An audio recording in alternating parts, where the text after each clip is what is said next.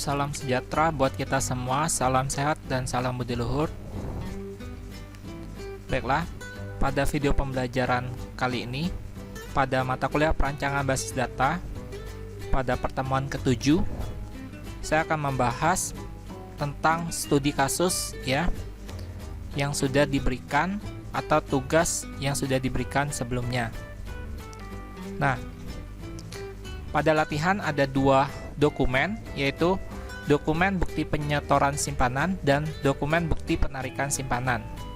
Nah, di bukti penyetoran simpanan di sini ada nomor store, tanggal store, nomor anggota, nama anggota, kemudian ada tabel untuk nomor simpanan, nama simpanan, dan jumlah simpanan. Kemudian untuk dokumen bukti penarikan simpanan di sini ada nomor tarik, tanggal tarik, nomor anggota, nama anggota, kemudian ada tabel yang berisi kolom nomor simpanan, nama simpanan, dan jumlah penarikan. Asumsinya, pertama, setiap anggota dapat memilih lebih dari satu bukti penyetoran simpanan, dan satu bukti penyetoran simpanan dimiliki oleh satu anggota. Kedua, setiap anggota bisa mendapatkan lebih dari satu bukti penarikan simpanan, dan satu bukti penarikan simpanan hanya didapat oleh satu anggota. Selanjutnya, kita masuk ke analisis dokumen ya. Untuk analisis dokumen, pada dokumen 1 bukti penyetoran simpanan, kita dapat nomor store sama tanggal store ya. Dapat nomor store sama tanggal store di sini ya. Kemudian bukti penyetoran ya, ada no store, tanggal store ya di bukti penyetorannya. Kemudian ada nomor anggota ya sama NM anggota. Nah, nomor anggota sama NM anggota di sini ya, di nomor anggota sama nama anggota itu masuk ke entitas anggota ya. Entitas anggota, nomor anggota, NM anggota. Kemudian ada di sini ada nomor simpanan sama nama simpanan sama jumlah simpanan. Berarti no simpanan, NM simpanan ya, ini masuk ke dalam entitas simpanan ya. Jadi di entitas simpanan ada atribut no simpanan, NM simpanan. Nah, bagaimana untuk JML simpanan? Nah, untuk jumlah simpanan, ini adalah atribut tambahan antara bukti penyetoran dengan simpanan. Selanjutnya, untuk dokumen kedua, bukti penarikan simpanan ya. Untuk bukti penarikan simpanan, kita lihat dokumennya lagi. Nah, di sini ada yang sama ya atributnya dengan bukti penyetoran simpanan, seperti nomor anggota, nama anggota sama, nomor simpanan, nama simpanan, jumlah nomor simpanan sama nama simpanan juga sama. Kalau yang sama itu tidak perlu lagi kita analisis ya atributnya sama analisis atribut sama entitasnya. Berarti untuk dokumen kedua bukti penarikan simpanan itu ada namanya entitas bukti penarikan. Nah, atributnya yaitu no tarik sama TGL tarik, yaitu nomor tarik sama tanggal tarik. Di sini asumsinya yang pertama, setiap anggota dapat memilih lebih dari satu bukti penyetoran simpanan dan satu bukti penyetoran simpanan dimiliki oleh satu anggota. Kedua, setiap anggota bisa mendapatkan lebih dari satu bukti penarikan simpanan dan satu bukti penarikan simpanan hanya didapat oleh satu anggota. Selanjutnya, ini adalah entity relationship diagram ya. Jadi kita akan membuat IRD ya. Berarti tadi ada entitas bukti penyetoran, anggota, simpanan, dan bukti penarikan. Jadi ada 4 entitas ya di sini, yaitu anggota, bukti penyetoran, simpanan, dan bukti penarikan. Nah, setelah kita membuat entitas, kita akan menentukan relasinya. Berarti anggota miliki bukti penyetoran isi simpanan. Simpanan punya bukti penarikan. Anggota dapat bukti penarikan. Nah, kita juga sudah membuat 4 relasi ya. Selanjutnya, kita akan memasukkan atribut pada setiap entitas. Nah, atributnya tadi sesuai dengan analisis dokumen kita. Sebelumnya kita sudah menganalisis dokumen 1 ya.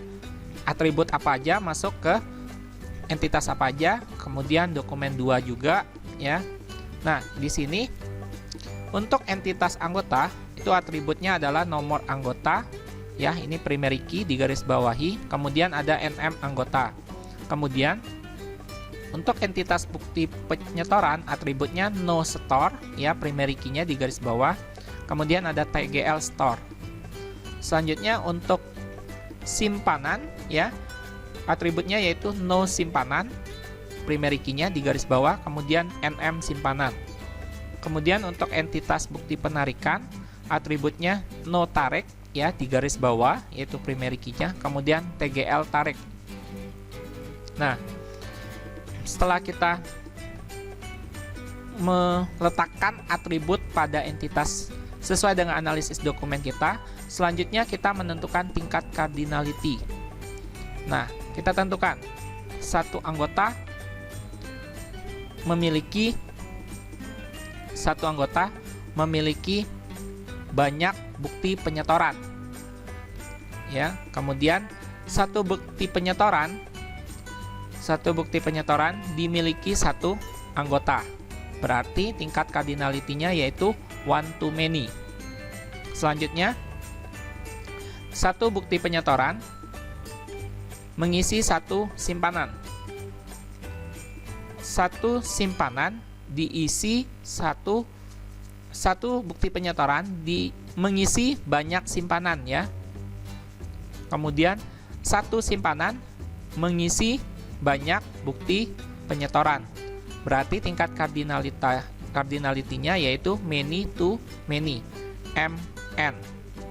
Kalau tadi 1M ya, one to many. Kalau ini many to many, MN. Selanjutnya, simpanan punya bukti penarikan. Nah, kita lihat satu simpanan punya banyak bukti penarikan. Satu bukti penarikan dipunyai banyak simpanan. Berarti tingkat cardinality-nya many to many, MN. Selanjutnya, anggota dapat bukti penarikan. Satu anggota dapat banyak bukti penarikan. Satu bukti penarikan didapat satu anggota. Berarti tingkat cardinality-nya one to many. Nah, setelah semua kita sudah mendapat tingkat cardinality-nya, selanjutnya kita akan menentukan atribut pada relasinya. Nah, atribut pada relasinya untuk relasi miliki, karena ini anggota miliki bukti penyetoran, tingkat cardinality-nya one to many, maka relasi miliki ini mengambil atribut primary key dari kedua entitas ya yang berhubungan dengannya, yaitu no store sama nomor anggota ya, digaris bawahi karena keduanya primary key. Selanjutnya, bukti penyetoran isi simpanan, tingkat cardinality-nya many to many, maka relasi isi akan menjadi entitas sendiri. Nah, maka primary key dari kedua entitas yang berhubungan ya, yaitu bukti penyetoran dan simpanan, akan dimasukkan di sini, yaitu no store sama no simpanan, digaris bawahi karena primary key. Kemudian karena dia menjadi tabel ya, jadi relasi menjadi entitas nanti akan menjadi tabel, maka harus menambahkan satu atribut tambahan. Nah, atribut yang ditambah sesuai dengan analisis dokumen tadi ya, ada namanya JML store, jumlah store. Nah, di sini di dokumen ada namanya jumlah store ya. Di sini di bukti penyetoran simpanan, jumlah simpanan ini adalah jumlah store. Nah, di sini ditulis JML simpanan, inilah JML store ya, untuk jumlah store. Nah, kemudian selanjutnya simpanan punya bukti penarikan. Tingkat cardinality-nya many to many, MN. Maka relasi punya akan menjadi entitas ya, akan menjadi tabel, maka kedua primary key dari kedua entitas yang berhubungan dengannya akan diambil ya, primary key-nya, yaitu no tarik, no simpanan, digarisbawahi keduanya karena primary key. Kemudian karena ini berhubungan dengan bukti penarikan ya, kemudian ini sudah relasi menjadi entitas, harus menambahkan satu atribut yang berhubungan. Nah, di analisis dokumen kedua tadi bukti penarikan simpanan ya, di sini ada di dokumennya, di sini ada jumlah penarikan. Nah, berarti kita tambahkan di sini JML tarik, jumlah tarik untuk tambahannya. Selanjutnya, untuk anggota dapat bukti penarikan, ini tingkat kardinalitasnya one to many, maka relasi dapat akan mengambil dua primary key dari kedua entitas yang berhubungan dengannya. Maka no tarik sama nomor anggota ya, diambil, dimasukkan di atribut relasi dapat ya, digarisbawahi keduanya karena primary key. Nah, kita sudah menentukan ya atribut pada keempat relasi ya yang berhubungan dengan entitasnya. Maka sudah selesai IRD yang sudah kita rancang. Nah, seperti ini IRD-nya. Selanjutnya, setelah kita membuat IRD, Entity Relationship Diagram, selanjutnya kita akan membuat transformasi IRD ke LRS. Nah, jadi IRD yang sudah buat, kita akan buat pengkategorian atau pengklasifikasiannya, atau kita buat kotaknya. Nah, berarti kita akan menentukan untuk membuat menjadi tabel. Nah, membuat menjadi RS kemudian menjadi tabel. Nah, kita lihat tingkat cardinality-nya, anggota miliki bukti penyetoran. Tingkat cardinality-nya one to many. Maka relasi ikut entitas yang many. Berarti kotaknya seperti ini. Dikotakin ya. Kotak relasi miliki dan entitas bukti penyetoran. Kemudian anggota dikotakkan sendiri. Kemudian bukti penyetoran isi simpanan. Tingkat kardinalitasnya many to many. Maka relasi isi menjadi entitas, maka isi dikotakkan sendiri ya. Untuk entitas isi dikotakkan sendiri. Kemudian untuk entitas simpanan dikotakkan sendiri juga. Selanjutnya, simpanan punya bukti penarikan. Tingkat kardinalitasnya many to many. Maka semuanya dikotakkan sendiri. Simpanan sudah dikotakkan tadi, berarti sekarang relasi punya yang akan menjadi entitas kita kotakkan sendiri. Kemudian sebelum kita mengotakkan bukti penarikan, kita lihat dulu anggota dapat bukti penarikan. Tingkat kardinalitasnya one to many. Maka relasi dapat ikut entitas yang many, yaitu entitas bukti penarikan. Maka kotaknya dikotakkan yaitu relasi dapat dan entitas bukti penarikan kotaknya. Untuk entitas anggota sudah dikotakkan di awal, jadi tidak perlu dikotakkan. Maka sekarang kita sudah dapat 1, 2, 3, 4, 5, dan 6. kita sudah mendapat 6 kotak ya, 6 kotak transformasi IRD ke LRS. 6 kotak ini akan menjadi LRS. Nah, oke, selanjutnya kita masuk ke LRS. LRS itu kepanjangannya yaitu Logical Record Structure. Nah, tadi ada 6 kotak ya dari transformasi IRD ke LRS, berarti LRS-nya ada 6 juga. 1, 2, 3, 4, 5, 6. Nah, untuk pembuatan LRS ini mengacu pada transformasi IRD ke LRS. Jadi, acuan kita dari transformasi IRD ke LRS ini ya. Nah, pertama ada LRS anggota. Nah, jadi kalau di LRS nama entitasnya itu di luar kotak penulisannya. Nah, kemudian atributnya di dalam kotak. Jadi LRS anggota atributnya ada nomor anggota di garis bawah karena primary key. Kemudian ada NM anggota. Kemudian ada LRS bukti penyetoran. Bukti penyetoran ada atribut no store di garis bawahi karena primary key. Kemudian ada TGL store. Kemudian ada nomor anggota. Nah, kenapa ada nomor anggota? Karena anggota berhubungan dengan bukti penyetoran. Maka primary key pada anggota ya, nomor anggota ini akan dimasukkan ke dalam LRS bukti penyetoran. Jadi di sini tambahkan nomor anggota. Selanjutnya di LRS isi ya. LRS isi ini adalah relasi isi yang menjadi entitas karena tingkat cardinality-nya many to many. Nah, berarti di sini di dalamnya ada no store di garis bawah, no simpanan di garis bawah.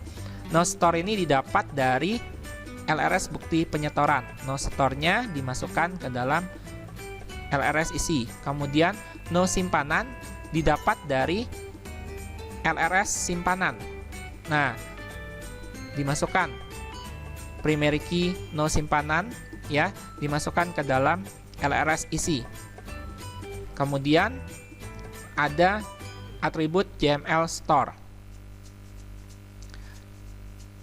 Selanjutnya ya, setelah isi itu ada LRS simpanan. Nah, LRS simpanan ini ada atribut no simpanan, ini di garis bawahi karena primary key. Kemudian ada NM simpanan. Nah, selanjutnya ada entitas bukti penarikan ya. Bukti penarikan di sini ada atribut no tarik sama TGL tarik ya, sama nomor anggota. Nah, nomor anggota di sini dimasukkan dari LRS anggota. Jadi karena anggota berhubungan dengan bukti penarikan, maka primary key pada LRS anggota yaitu nomor anggota, atributnya dimasukkan ke dalam atributnya LRS bukti penarikan nomor anggota. Berarti nomor anggotanya masuk ke sini ya. Kemudian karena tingkat kardinalitas bukti penarikan punya simpanan many to many, maka relasi punya menjadi entitas, maka ada LRS punya di sini. Nah, LRS punya ini mengambil ya kedua primary key dari kedua LRS yang berhubungan dengannya. Berarti LRS bukti penarikan dan simpanan berhubungan dengan punya. Maka atribut primary key dari LRS bukti penarikan nomor tarik ya diambil, dimasukkan ke dalam atributnya LRS punya no tarik garis bawah. Kemudian primary key atribut simpanan no simpanan diambil ya, dimasukkan ke LRS punya no simpanan di garis bawahi. Nah, jadi kedua primary key dari LRS bukti penarikan dan simpanan sudah dimasukkan ke dalam LRS punya. Kemudian ditambahkan satu atribut ya, atribut tambahan karena dia many to many. Nah, tambahkan atribut JML tarik. Nah, inilah RRS yang berhasil kita buat ya, berdasarkan hasil transformasi IRD ke LRS. Maka dari transformasi IRD ke LRS kita mendapat 6 kotak. Maka di LRS kita mendapatkan 6 LRS ya. Ada 6 LRS. Selanjutnya, setelah kita membuat logical record structure atau LRS, selanjutnya kita akan membuat tabel atau relasi. Nah, untuk tabel atau relasi ya, kita buat berdasarkan dari LRS yang sudah ada. Nah, pertama kita akan membuat tabel anggota. Nah, untuk tabel anggota ya, kita lihat di LRS di sini ya, LRS anggota ada 2 atribut, yaitu nomor anggota dan NM anggota. Berarti di tabel anggota ya, tabel anggota kemudian kita buat tabelnya. Di sini ada nomor anggota ya, itu adalah PK. PK adalah primary key ya, adalah kunci utama yang unik. Nah, selanjutnya NM anggota. Selanjutnya kita lihat lagi ada LRS bukti penyetoran. Di sini ada no store, toggle store, nomor anggota. Berarti kita buat tabel bukti penyetoran.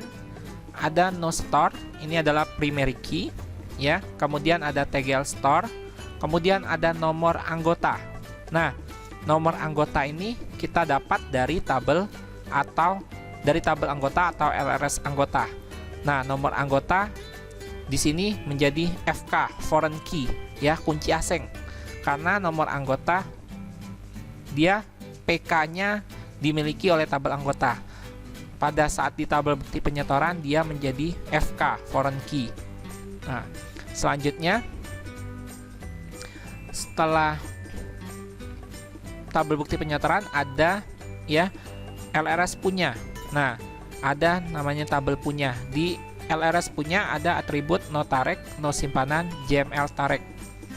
Maka di tabelnya ya kita buat no tarik itu FK ya, karena dia adalah foreign key ya.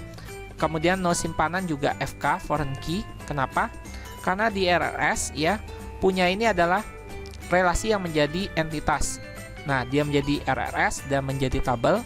Nah, no tarik ini didapat dari primary key-nya punya LRS bukti penarikan. Kemudian no simpanan ini primary key dari LRS simpanan. Nah, jadi dia mengambil 2 primary key dari 2 LRS yang berhubungan dengannya. Nah, jadi no tarik foreign key, no simpanan foreign key. Foreign key ditambah foreign key maka menghasilkan primary key. Jadi kedua atribut ini kalau digabungkan, no tarik plus no simpanan, maka menjadi yang awalnya foreign key ditambah foreign key maka menjadi primary key. Kemudian ada atribut JML tarik. Selanjutnya ya, kalian bisa lanjutkan sendiri untuk tabel yang lainnya. Masih ada 3 tabel ya. Masih ada tabel untuk tabel isi, tabel simpanan, dan tabel bukti penarikan. Baiklah, sekian materi pada video pembelajaran kali ini. Semoga bermanfaat untuk kita semua. Sampai ketemu pada video pembelajaran berikutnya.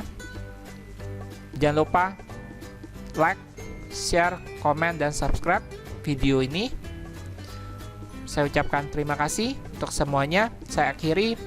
Salam sehat, salam sejahtera, dan salam budi luhur.